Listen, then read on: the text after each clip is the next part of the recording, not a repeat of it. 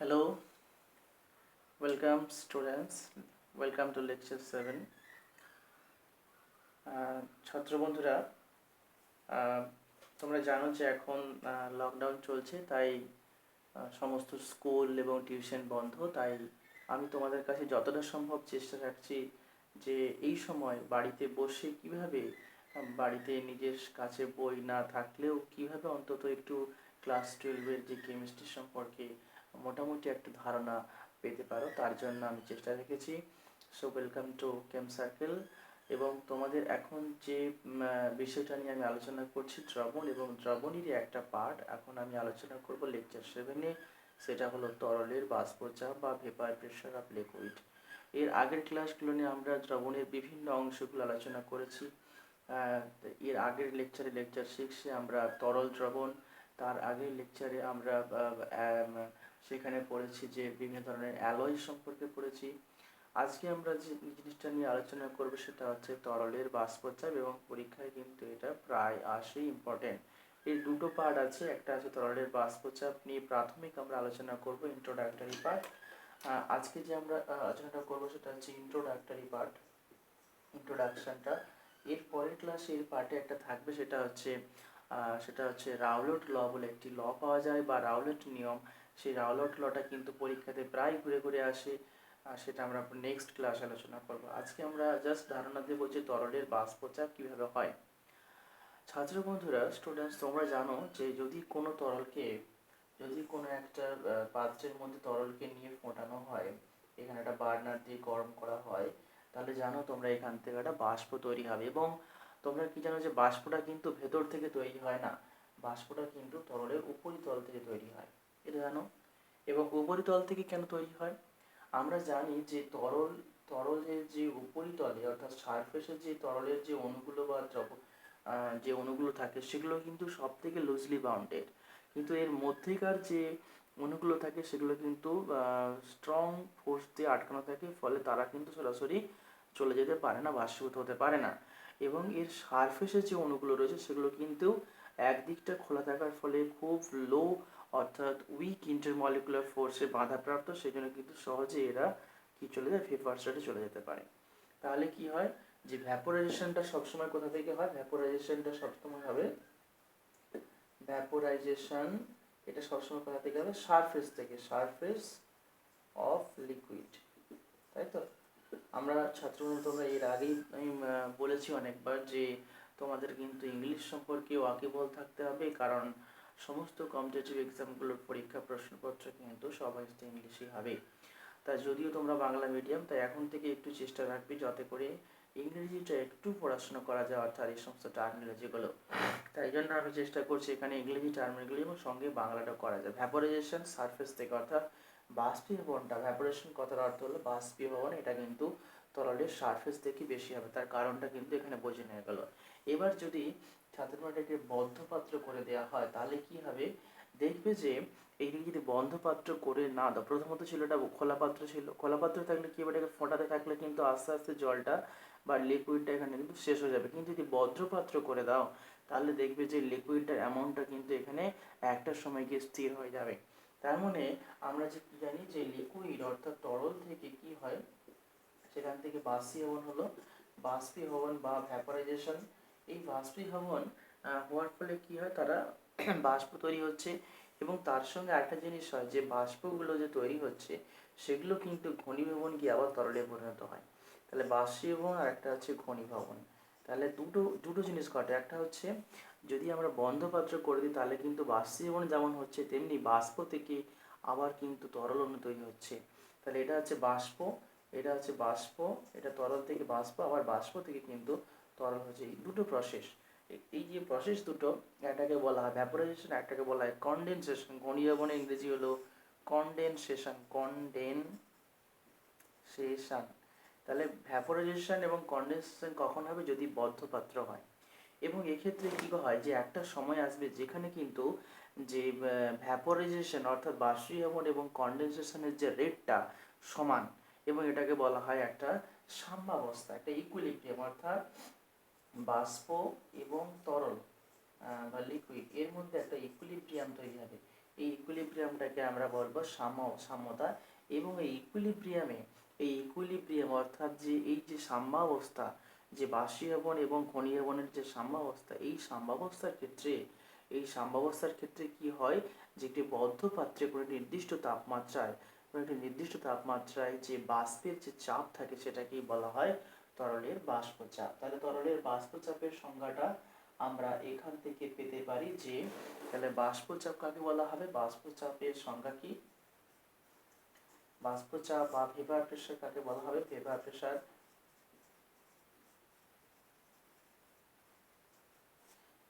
কাকে বলবো, যে একটা নির্দিষ্ট তাপমাত্রা টিতে যে সাম্যাবস্থা যখন পৌঁছাবে তখন এই যে সাম্যাবস্থা, একটা বদ্ধ পাত্রে একটা লিকুইডের সঙ্গে অর্থাৎ তার বাষ্পের সঙ্গে তরলের যে সাম্যাবস্থা, সেই সাম্যাবস্থায়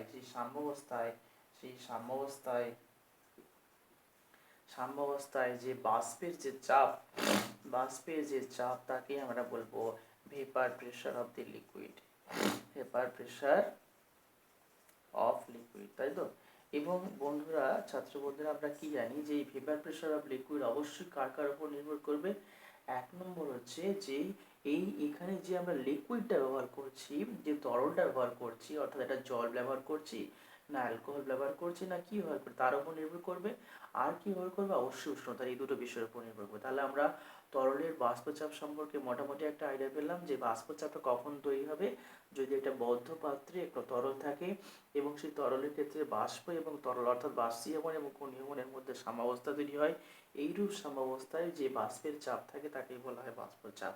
এবং এই বাষ্পচাপ কার উপর নির্ভর করে, তাহলে আমরা এটা এবারে দেখে নেব যে বাষ্পচাপ কার উপরে বাষ্পচাপগুলো নির্ভর করে। তাহলে দেখো পরের প্রশ্ন এখানে হতে পারে যে বাষ্পচাপের নির্ভরশীলতা, তাই তো। তাহলে আমরা পরেরটা যেটা এখানে করবো সেটা হচ্ছে dependence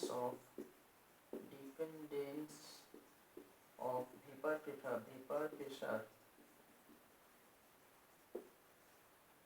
dependence of vapour pressure অর্থাৎ কি কার উপর নির্ভর করে, নির্ভরশীলতা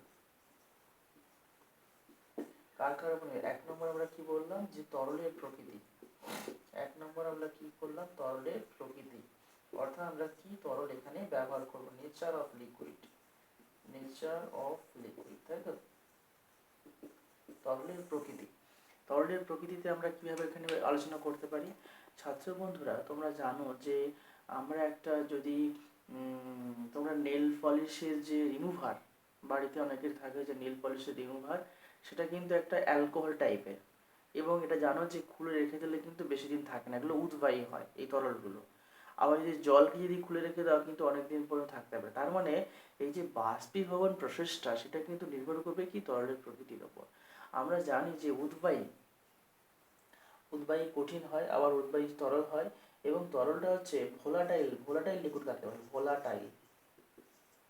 ভোলাটাইল কাকে বলে, উদ্বায়ী, যাদের ক্ষেত্রে খুব সহজেই বাষ্পীভবনটা খুব সহজ হয়, মানে বাষ্পীভবনটা খুব তাড়াতাড়ি হবে, তাদেরকে বলা হয় ভোলাটাইল। যেমন কি আমরা জানি অ্যালকোহল কিন্তু হচ্ছে ভোলাটাইল লিকুইড, আবার ইথার হচ্ছে ভোলাটাইল লিকুইড। আচ্ছা, জল কি ভোলাটাইল? জল কিন্তু কম ভোলাটাইল, কারণ জলকে অনেকদিন রেখে দিলেও সহজে উবে যাবে না, বাষ্পীভবনটা খুব ধীর গতিতে হয়। কেন হয় ছাত্রবন্ধুদের, কারণ কি যে অ্যালকোহল ইথারের ক্ষেত্রে খুব বাষ্পীভবনটা খুব স্পিডিলি হচ্ছে, কিন্তু জলের ক্ষেত্রে বাষ্পীভবনটা কম হচ্ছে। এর কারণ হচ্ছে ইন্টারমলিকুলার ফোর্স, অর্থাৎ যদি একটা লিকুইড হয় তাদের যে ইন্টারমলিকুলার ফোর্সগুলো রয়েছে, অর্থাৎ এই যে অণুগুলো একে অপরকে পরস্পরকে টানছে, এই টানটা বন্ধুরা যার ক্ষেত্রে সব থেকে বেশি সে কিন্তু কম ভোলাটাইল হবে। এবং এখানে যদি আমরা তিনটে জিনিস আলোচনা করি, অর্থাৎ অ্যালকোহল, ইথার এবং জল, তাহলে এই তিনটে জিনিসের মধ্যে দেখা গেছে যে ইথারের অণুগুলোর মধ্যে এই টানটা সব থেকে কম। তাহলে টানটা সব থেকে কম হচ্ছে কার, ইথারের ক্ষেত্রে, তারপর হচ্ছে অ্যালকোহল এবং তারপর ওয়াটারের। তাহলে বুঝতে পারছো যে এখানে সব থেকে বেশি ভোলাটাইল কোনটা, সব থেকে বেশি ভোলাটাইল হচ্ছে এটা, 1 নম্বর ইথার, 2 নম্বর হচ্ছে অ্যালকোহল, 3 নম্বর হচ্ছে জল। তাহলে বোঝা যাচ্ছে যে বাষ্পচাপটা সব থেকে কার বেশি হবে, চাপ থেকে বাষ্পচাপটা কার বেশি হবে। তাহলে এখানে আমরা কি বলবো, বাষ্পচাপ সব থেকে বেশি হবে কার, ether greater than alcohol greater than water. কারণ বোঝা যাচ্ছে কি ইথারের ক্ষেত্রে কিন্তু ইন্টারমলিকুলার ফোর্সগুলো সব থেকে কম, যেটা সব থেকে বেশি হচ্ছে কিন্তু জলের ক্ষেত্রে। তাহলে এটা কার উপর নির্ভর করলো? তরলের প্রকৃতির উপর নির্ভর করলো। 2 নম্বর হচ্ছে 2 নম্বর হচ্ছে যে উষ্ণতা বা টেম্পারেচার। আমরা তরলের বাষ্পচাপের যে সংজ্ঞা সেখানে আমরা বলেছি একটা নির্দিষ্ট তাপমাত্রা। তাহলে টেম্পারেচারের উপর কী হবে? অবশ্যই আমরা জানি যে উষ্ণ যদি আমরা বেতার করি, টেম্পারেচার যদি আমরা ইনক্রিজ অর্থাৎ বৃদ্ধি করি, তাহলে কিন্তু কি হবে যে এই যে তরলের মুক্ত তল, এই যে তরলের মুক্ত তল, এখানে যে অণুগুলো আছে এদের গতি কিন্তু বাড়বে আস্তে আস্তে। তাই জন্য আমরা জানি কি এই যত গতি বাড়বে এদের বাষ্পীভবনের হার কিন্তু বাড়বে এবং ফলে বাষ্প চাপটাও কিন্তু বাড়বে। তাহলে কি হবে? টেম্পারেচার করলে ভেপার প্রেশারও কি হবে? ভেপার প্রেশার বাড়বে, অবশ্যই বাড়বে। এটা ভেপার প্রেশার বোঝা গেল এটা। তাহলে ডিপেন্ডেন্সটা বোঝা গেল যে ভেপার প্রেশার কার কার ক্ষেত্রে বাড়বে। আচ্ছা বন্ধু, এবারে আমরা বলি ধরো একটা একটা একটা একটা দ্রবণের ক্ষেত্রে, একটা দ্রবণ, এই ধরো একটা দ্রবণ, তাহলে এখানে একটা দ্রবণ আছে, দ্রবণে কে কে থাকে? ধরো দ্রাবকযুক্ত দ্রাবক। আচ্ছা এবারে যে এই যে এখান থেকে যে বাষ্পীভবন হচ্ছে, তাহলে দুটো জিনিস হতে পারে। একটা হচ্ছে দ্রাব অণুগুলো তারা বাষ্পীভূত হয়ে গিয়ে বাষ্প তৈরি করছে, আবার দ্রাবক অণুগুলো সেগুলো কিন্তু বাষ্পীভবন হয়ে গিয়ে বাষ্প তৈরি হচ্ছে। তাহলে এখানে যে বাষ্পটা তৈরি হচ্ছে, অর্থাৎ এখানে যে বাষ্পটা তোমরা এখানে পাবে, সেই বাষ্পটা কার? সেটা দ্রাবক থেকে না দ্রাবকের থেকে?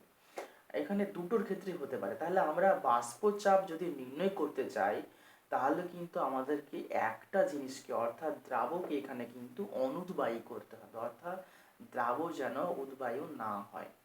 সেরকম ক্ষেত্রে আমরা শুধুমাত্র দ্রাবকের বাষ্পচাপটা নির্ণয় করতে পারবো। তাহলে আমরা যদি দ্রাবকের বাষ্পচাপটা নির্ণয় করতে চাই, অর্থাৎ দ্রবণ আর বিশুদ্ধ দ্রাবক আর দ্রবণের মধ্যে কার বাষ্পচাপ কম আর বেশি হবে?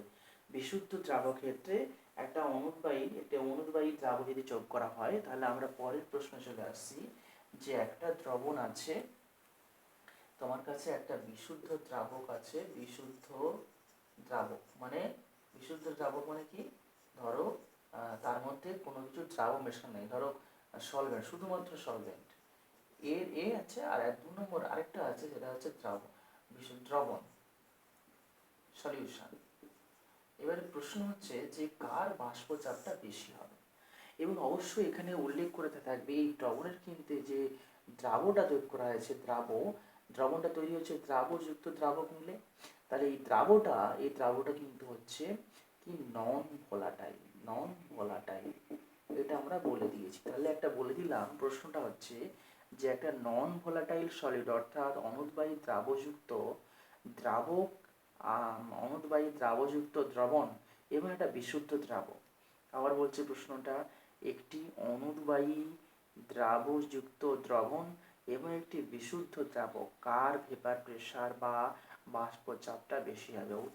প্রশ্নের উত্তরটা হবে যে বিশুদ্ধ দ্রাবকের তুলনায় দ্রবণের কিন্তু বাষ্পচাপটা কম হবে। তাহলে ভেপার প্রেসার কার বেশি হবে? এখানে অবশ্যই কিন্তু বিশুদ্ধ দ্রাবকের গ্রেটার দ্যান দ্রবণ। কেন? এর কারণটা কি? কারণ আমরা জানি যে যখন একটা দ্রবণ থাকছে, এখানে একটা ধরো একটা শুধুমাত্র দ্রাবকের অণু, এটা ধরো দ্রাবক, তাহলে দ্রাবকের অণুগুলো এখানে গিয়ে বাষ্পচাপ তৈরি করছে। আর যদি দ্রবণ হয়, তাহলে দ্রবণ কিন্তু কি হবে? এই যে সারফেসটা, এর মধ্যে কি হবে? দ্রাবকের অণু যেমন থাকবে, তার মধ্যে কিন্তু দ্রাবর অণু থাকবে, তাই তো? দ্রাবর অণু থাকবে, এই ছোট ছোটগুলো দ্রাবের অণু। এবং দ্রাবকগুলো আমরা কি বলে দিয়েছি? দ্রাবকগুলো কিন্তু অনুদ্বায়ী, অর্থাৎ দ্রাবকগুলো কিন্তু উড়ে যেতে পারবে না। তাহলে বন্ধুরা দেখো, এখানে তোমাদের স্বাভাবিক অবস্থায় যদি এখানে 1 2 3 4 5 6টা দ্রাবক অণু থাকে, তাহলে এই 6টা দ্রাবক অণু থেকেই বাষ্প তৈরি হবে, তাহলে এক্ষেত্রে বাষ্পটা বেশি হবে। কিন্তু এখানে যেহেতু দ্রবণ, তাই দ্রবণের ক্ষেত্রে কি হয়? দ্রবণের ক্ষেত্রে সারফেসে সবগুলোই কিন্তু দ্রাবক অণু থাকবে না, কিছু কিছু দ্রাবক অণু থেকে যাবে। এবং দ্রাবক অণুগুলো অনুদ্বায়ী হলে আগে যেটা 6টা ছিল, এখন হবে 4টে দিকে বাষ্প তৈরি হবে, তার ফলে কিন্তু বাষ্প চাপটা কম হবে। আবার বলছি যে দ্রবণের ক্ষেত্রে যেহেতু দ্রাব এবং দ্রাবক উভয়ই থাকে, তাই এর পৃষ্ঠতলেও কিন্তু শুধুমাত্র দ্রাবক অণুর পরিবর্তে কিছু কিছু দ্রাব অণু বর্তমান থাকবে। তাই সেখানে যেহেতু দ্রাবকগুলি নন ভোলাটাইল বা অনুদ্বায়ী, তাই জন্য এদের থেকে কোনো বাষ্পচাপ হবে না, শুধুমাত্র দ্রাবক থেকেই বাষ্পচাপ হবে। তাই দ্রবণের ক্ষেত্রে বাষ্পচাপটা কম হবে। তাহলে বোঝা গেল আমরা আজকে এই লেকচারের বা সেভেনের মধ্যে আমরা যে বিষয়টা নিয়ে আলোচনা করতে চাইছি সেটা হচ্ছে তরলের বাষ্পচাপ বা ভেপার প্রেশার অফ লিকুইড। সেখানে আমরা বলেছি যে তরলের বাষ্পচাপ কাকে বলে, যেখানে আমরা বলেছি যে বিভিন্ন তরল উদ্বায়ী হয়, সেই জন্য সেখান থেকে একটা বাষ্প তৈরি হয় এবং সেখানে দুটো প্রসেস, একটা হচ্ছে ভ্যাপোরাইজেশন, অ্যানাদার ইজ কন্ডেনসেশন। এবং when at a particular temperature there is equilibrium between vaporization and condensation, the vapor pressure is called the vapor pressure of liquid। এটাই হচ্ছে তরলের বাষ্পচাপ বলা হয়। then the pressure of vapor is called liquid vapor pressure। এবং আমি বলেছিলাম that depends upon the nature of the liquid, that is what are the liquid you are using here, that may be ether, water or alcohol, and if you use ether then vapor pressure will be greatest, and then compared to the alcohol and ether. And the cause behind that, that the water molecules, they are bounded very strong intermolecular forces, whereas the ether molecules are bounded very weak intermolecular forces. That's why the ether molecules, they are very rapidly vaporized from the surface and creates greater vapor pressure compared to water molecules. So this is the cause behind that the ether has greater vapor pressure than the water, that we have already discussed. Then we have come to the another point, that is the pure solvent and solution, which will have the greater vapor pressure. So pure solvent and the solution which will have greater vapor pressure, and the answer is the pure solvent will have the greater vapor pressure. কারণটা কি? because the pure solvent, when in case of pure solvent, all the solvent molecules are in the surface of the liquid and they form the vapor. But in case of solution, there will be also the solid particles, and which are non-volatile and which will not form any vapor. So number of solvent molecules will be decreased in the surface and thereby lowering the vapor pressure. That's why pure solvent will have greater vapor pressure than the solution. So this is here the lecture 7, vapor pressure of liquid. If you think that this is very much needy to use, so they please like and share. And if you have any question, please ask me in a WhatsApp number 9733982276. Thank you, students.